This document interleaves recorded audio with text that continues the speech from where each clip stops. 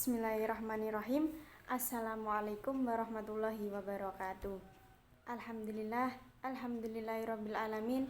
Wassalatu wassalamu ala asrafil anbiya'i wal mursalin sayyidina wa maulana Muhammadin wa ala alihi washabihi ajmain, amma ba'du. Kepada yang terhormat Bapak Edi Purnomo selaku dosen pengampu mata kuliah bimbingan dan konseling serta teman-temanku yang berbahagia. Perkenalkan, saya yang bernama Rumiati, NIM 201190455 dari kelas PIM. Di sini saya akan membuat video mengenai materi tentang layanan atau lanjutan layanan dan kegiatan bimbingan konseling. Di sini saya akan membahas 3 poin. Poin yang pertama yaitu mengenai konseling kelompok, dan poin yang kedua yaitu bimbingan kelompok, poin yang ketiga yaitu konseling kelompok. Pengertian dari konseling individu yaitu ada 2 para ahli yang berpendapat. Pendapat dari Sofyan Willis, konseling individu adalah pertemuan konselor dengan konseling secara individual, di mana terjadi hubungan raport dan konselor berupaya untuk memberikan bantuan atau untuk memberikan pengembangan pribadi konseling, dan konseling dapat mengantisipasi masalah-masalah yang telah dihadapinya,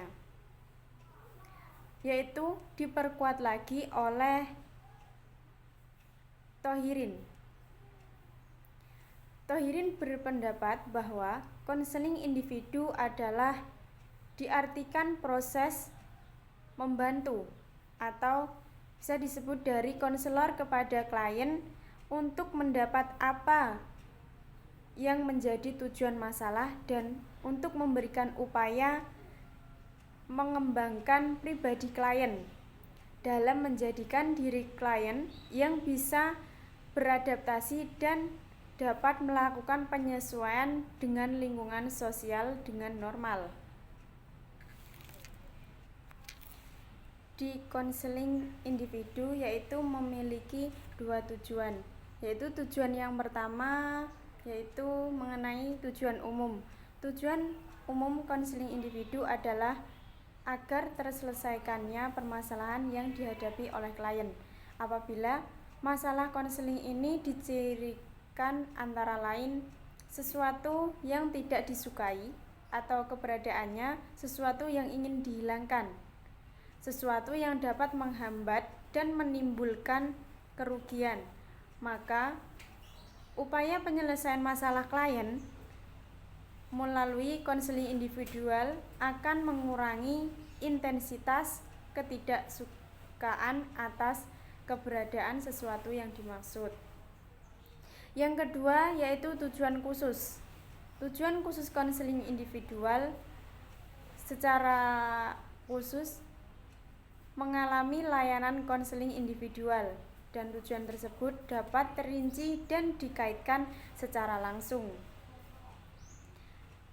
dengan melalui fungsi-fungsi konseling secara menyeluruh. Dan selanjutnya ada asas-asas konseling individu. Asas konseling individu ini ada 10 asas. Asas yang pertama yaitu asas kerahasiaan, asas kesukarelaan, asas keterbukaan, asas kekinian, asas kemandirian, asas kegiatan, asas kedinamisan, asas keterpaduan, asas kenormatifan, dan asas keahlian. Dan selanjutnya yaitu ada proses layanan konseling individual. Yang pertama yaitu proses tahapan pengantaran. Yang kedua, tahapan penjajakan, tahapan penafsiran, tahapan pembinaan, dan tahapan penilaian. proses layanan konseling individu ini yaitu agar sesuai prosedur dan hal yang ingin dicapai dalam konseling. Secara keseluruhan dan secara umum, kegiatan pelayanan konseling yang mengintegrasikan jenis layanan atau kegiatan pendukung dan format tertentu.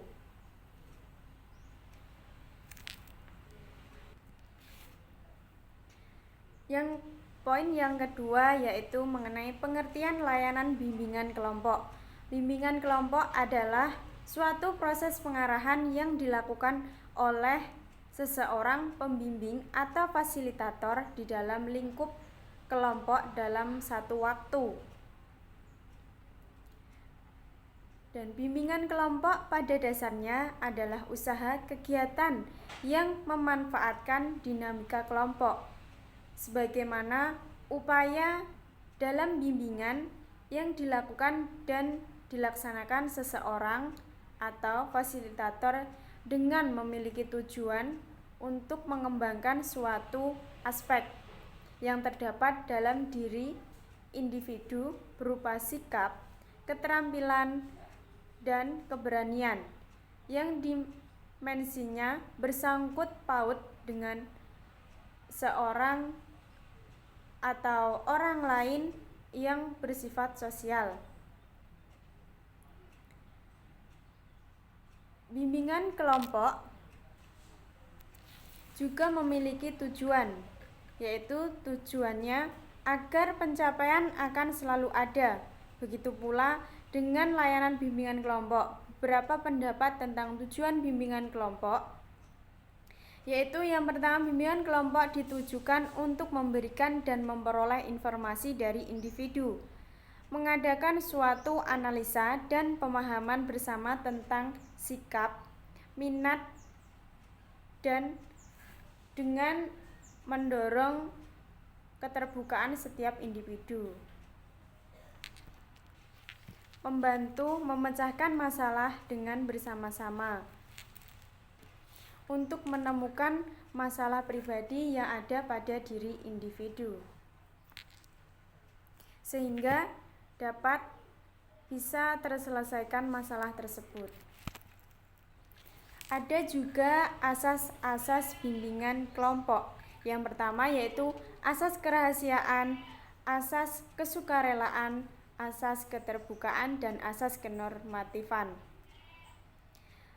Dari asas-asas tersebut dapat kita ketahui bahwa bimbingan kelompok harus bisa memahami dan mendalami 4 asas tersebut. Dan selanjutnya ada tahapan layanan bimbingan kelompok. Bimbingan kelompok memiliki tahapan yang harus diperhatikan. Yang pertama yaitu tahapan pembentukan. Tahapan pembentukan merupakan suatu tahapan yang pengenalan atau tahap pelibatan diri atau tahap memastikan diri ke dalam kehidupan suatu kelompok. Tahap yang kedua yaitu tahap peralihan. Tahap ini merupakan tahapan jembatan antara tahapan pertama dan tahapan ketiga, yaitu adapun yang dilaksanakan pada tahapan ini. Yang pertama, menjelaskan suatu kegiatan yang akan ditempuh pada tahap berikutnya, menawarkan atau mengamati apakah para anggota sudah siap atau menjalani kegiatan pada tahap selanjutnya, membahas suasana yang terjadi, meningkatkan kemampuan keikutsertaan anggota. Tahap yang ketiga yaitu tahap kegiatan. Tahap ini merupakan suatu kegiatan bimbingan kelompok yang dimana akan dilakukan klien. Bimbingan kelompok adalah teknik permainan simulasi yang dimana dalam prosesnya harus menjadi perhatian yang seksama dari pimpinan kelompok. Tahapan keempat yaitu pengakhiran. Pada tahap ini, pengakhiran bimbingan kelompok, pokok perhatian utama bukanlah pada beberapa kali kelompok. Hasil bertemu, melainkan pada hasil kelompok yang telah dicapai oleh kelompok tersebut. Kegiatan kelompok sebelumnya dan hasil-hasil yang dicapai setidaknya mendorong kelompok tersebut melakukan suatu kegiatan hingga mencapai sebuah tujuan kegiatan yang akan tercapainya. Poin yang ketiga yaitu mengenai pengertian konseling kelompok. Konseling kelompok yaitu layanan bimbingan dan konseling yang memungkinkan peserta didik untuk memperoleh kesempatan dalam pembahasan dan pengentasan suatu permasalahan yang dialaminya melalui dinamika kelompok. Kelompok atau dinamika kelompok adalah suasana yang hidup, yang bergerak, yang berkembang, yang ikut serta dengan interaksi antara sesama anggota kelompok. Layanan konseling kelompok merupakan layanan konseling yang diselenggarakan dalam suatu kelompok. Tujuan konseling kelompok yaitu memiliki tujuan yang ingin dicapai dalam konseling kelompok. Pengembangan pribadi, pembahasan, dan masalah pribadi yang menjadi suatu masalah pribadi yang menjadi masalah masing-masing anggota. Yaitu bisa disimpulkan bahwa tujuan konseling kelompok adalah yaitu tujuan yang ingin dicapai dalam konseling kelompok untuk terhindar dari masalah dan masalah terselesaikan dengan cepat melalui bantuan anggota kelompok lainnya. Adapun asas konseling kelompok. Asas konseling kelompok ini terdiri dari asas kerahasiaan. Asas kerahasiaan ini memegang peranan penting dalam konseling kelompok karena masalah yang dibahas dalam konseling kelompok bersifat pribadi. Maka setiap anggota diharapkan bersedia untuk menjadi atau menjaga semua pembicaraan atau tindakan-tindakan yang ada dalam kegiatan konseling kelompok. Yang kedua, asas kesukarelaan. Asas ini kehadiran, pemikiran, rencana atau rencana tanggapan dari anggota kelompok harus didasarkan tanpa paksaan. Yang ketiga yaitu asas keterbukaan. Asas keterbukaan dari anggota kelompok sangat diperlukan sekali karena jika keterbukaan ini tidak muncul, maka akan ada keraguan-keraguan atau keanggotaan dari anggota. Asas yang keempat yaitu kegiatan. Hasil layanan konseling kelompok tidak berarti bila klien yang dibimbing atau tidak melakukan suatu kegiatan dalam mencapai tujuan bimbingan. Pemimpin kelompok yang memunculkan suasana agar klien dengan bimbingan mampu menyelenggarakan kegiatan yang dimaksud dalam penyelesaian masalah. Asas yang kelima yaitu asas kenormatifan. Asas kenormatifan adalah kegiatan kelompok setiap anggota harus menghargai pendapat orang lain.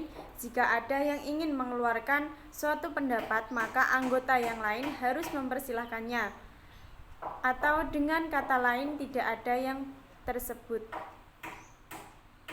Yang keenam yaitu asas kekinian. Asas kekinian adalah masalah yang dibahas dalam suatu kegiatan konseling harus bersifat sekarang, yaitu maksudnya adalah masalah yang dibahas adalah masalah yang saat ini sedang berkembang yang mengganggu keefektifan atau kehidupan sehari-hari yang bisa menimbulkan suatu penyelesaian, bukan masalah 2 tahun yang lalu atau masalah waktu kecil. Baik, dapat saya simpulkan bahwa layanan kegiatan bimbingan dan konseling yaitu konseling individu bisa diartikan proses membantu dari konselor pada klien untuk mendapatkan apa yang menjadi tujuan masalah dan upaya mengembangkan pribadi klien dalam menjadikan diri klien yang bisa mengadaptasi dan melakukan atau menyesuaikan dengan lingkungan sosial dengan normal. Tujuan konseling individu yaitu agar terselesaikannya suatu permasalahan yang dihadapi oleh klien. Bimbingan kelompok adalah usaha kegiatan yang memanfaatkan dinamika kelompok sebagai upaya bimbingan yang dilakukan dan dilaksanakan secara fasilitator dengan tujuan pengembangan suatu aspek yang terdapat dalam diri individu yang bersikap keterampilan dan keberanian yang dimensinya bersangkutan dengan orang lain yang bersifat sosial.